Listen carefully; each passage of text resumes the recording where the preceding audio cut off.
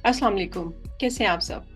आज का ये जो एपिसोड है ये मैं बड़े दुःख और तकलीफ़ के साथ रिकॉर्ड कर रही हूँ क्योंकि बात ही कुछ ऐसी है। मैं आप सबके साथ एक स्टोरी शेयर करने जा रही हूँ। हमारी पाकिस्तानी फ़ेलो यंग बच्ची है जो कि यहाँ पे अमेरिका में न्यूयॉर्क सिटी में है और इस वक़्त वो बहुत ही बुरे हालात में है। स्टोरी कुछ यूँ है कि ये बच्ची शादी करके यहाँ पे आई थी अपने हस्बैंड के साथ और उसका हस्बैंड पहले से यहाँ पे था, वो शादी करके बाद में यहाँ पे आई। जब वो यहाँ पे आई तो उसका हस्बैंड से उसको पता चला कि उसके वो काफ़ी देर से तकरीबन पिछले 12 साल से यहाँ न्यूयॉर्क में था, लेकिन उसके पास पेपर्स नहीं थे क्योंकि वो इल्लीगल तरीके से न्यूयॉर्क आया हुआ था। तो ये बच्ची जो थी इसका उन्होंने फ़ोन पे निकाह करवाया और निकाह करवा के तो उसको उन्होंने यहाँ पे अमेरिका भिजवा दिया टूरिस्ट वीज़ा लगा के वो बच्ची आई थी। जब वो यहाँ पे पहुँच गई तो उसने अपने हस्बैंड के साथ रहना शुरू कर दिया। अभी मेरा ख़्याल है कोई ढाई से 3 साल उसको हुए यहाँ पे आए हुए। अब ये जो सारा एडमिनिस्ट्रेशन ने इल्लीगल लोगों को पकड़ के उनके मुल्क वापस डिपोर्ट करने का सिलसिला जब से शुरू किया तो उसमें उसका जो हस्बैंड है वो भी उसमें आ गया। उसको उन्होंने डिपोर्ट कर दिया है लेकिन अब बच्ची जो है वो यहाँ पे अकेली है। किसी ने उसे मेरे साथ कनेक्ट करवाया कि भई आप पाकिस्तानी हैं तो ये भी पाकिस्तानी है, आप देखें आप इनकी किस तरह से मदद कर सकती हैं। पढ़ी लिखी बच्ची है। पाकिस्तान से अब मैं इलाके का नाम नहीं लेना चाहती, जिनके है ये घर की स्टोरी उनको पता लग जाएगा कि ये क्या हुआ है। आई एम श्योर वो अवेयर हैं कि उनके जो हस्बैंड है बच्ची के, उसको उन्होंने वापस पाकिस्तान भेज दिया हुआ है। अब बच्ची जो है वो यहाँ पे दूसरे लोगों के रहमो करम पे है। उसके पास ना रहने की जगह है, ना उसके पास खुद को कोई सपोर्ट करने का ज़रिया है क्योंकि वो खुद भी इल्लीगल है। वो जब यहाँ पे आई थी तो वो विज़िट वीज़े पे आई थी और उसका वीज़ा जो था वो 6 माह के अंदर एक्सपायर हो गया था। तो तब से वो भी इल्लीगल है, वो छुपती फिर रही है और उसको कोई उसका रिश्तेदार यहाँ पे नहीं है।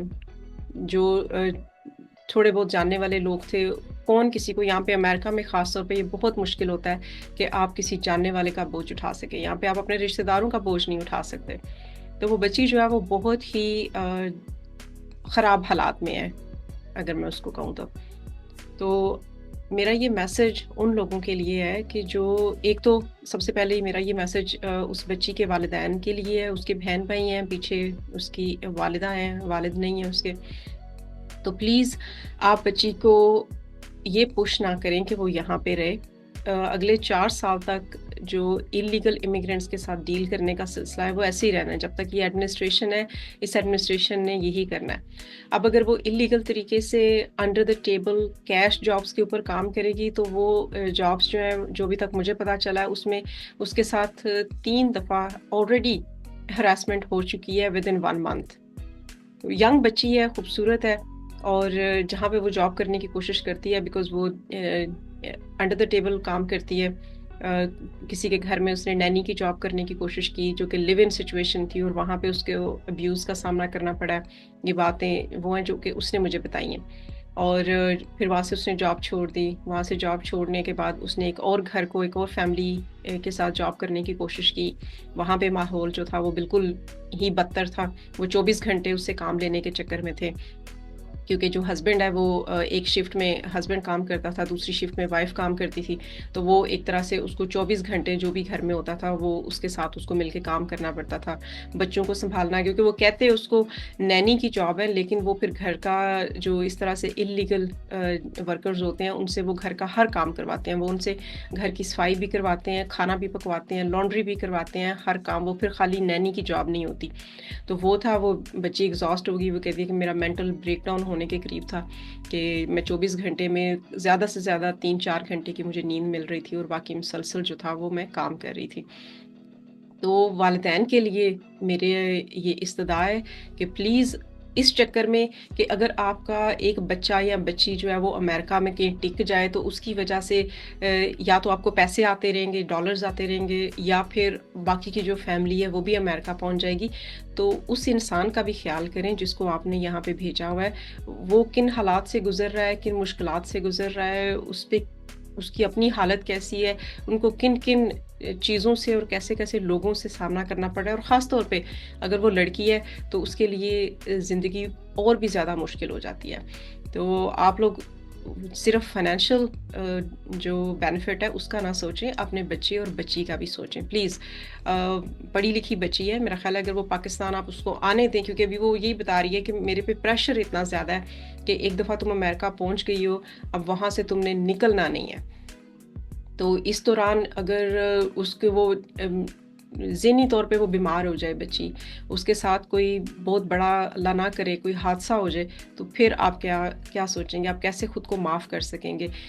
یہ چیزیں ہیں. اور وہ لوگ بھی جو کہ اپنے بچے بچیوں کو اس طرح سے قربان کرنے کے لیے تیار ہیں کہ باہر سے فون پہ بیٹھے بیٹھے وہ بندہ پاکستان بھی نہیں آیا اور آپ نے اس کو صرف یہ دیکھا ہے کہ وہ امریکہ میں رہتا ہے، تو آپ نے فوراً سے پہلے اپنے بچے یا بچی کو شادی کر کے امریکہ میں ان کے حوالے کر دیا. آپ ان کو جانتے نہیں ہیں، آپ کچھ کر نہیں سکتے ان کے بارے میں. اگر یہاں پہ وہ آپ کے بچے بچی کو مار بھی دیں تو آپ کچھ نہیں کر سکتے پاکستان میں بیٹھ کے.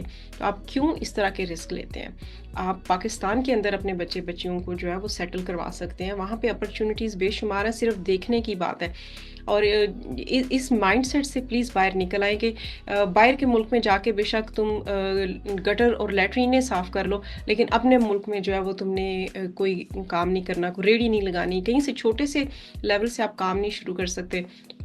میں ہمیشہ سب کو بتاتی ہوں کہ جو اخوت آرگنائزیشن ہے آپ ان کے ساتھ رابطہ کریں، اور اگر آپ کام کرنے والے بندے ہیں تو وہ آپ کو لون دیتے ہیں، چھوٹے لون سے شروع کرواتے ہیں، اور وہاں سے پھر جیسے ہی آپ کا ان کے ساتھ ایک ریلیشن شپ بلڈ ہو جاتا ہے آپ اپنے بزنس کو بڑھا سکتے ہیں، آپ کو نیکسٹ لون جو ہے وہ اس سے بڑی اماؤنٹ کا مل سکتا ہے. بہت زیادہ اپرچونیٹیز ہیں پاکستان کے اندر رہتے ہوئے بھی. اتنی ساری دنیا جو کہ کام کر رہی ہے، ان کے بزنسز چل رہے ہیں، سارا کچھ ہو رہا ہے. آپ کو صرف تھوڑا کریٹیو ہونے کی ضرورت ہے، اپنے آپ پر اعتماد کریں، کیونکہ جہاں بھی جا کے آپ نے کام کرنا ہے، کام تو آپ نے کرنا ہے نا. ٹھیک ہے کچھ ملکوں میں انفراسٹرکچر زیادہ ہے، وہاں پہ اپرچونیٹیز زیادہ ہیں، لیکن اس کے ساتھ بہت سارے قباحتیں بھی ہیں.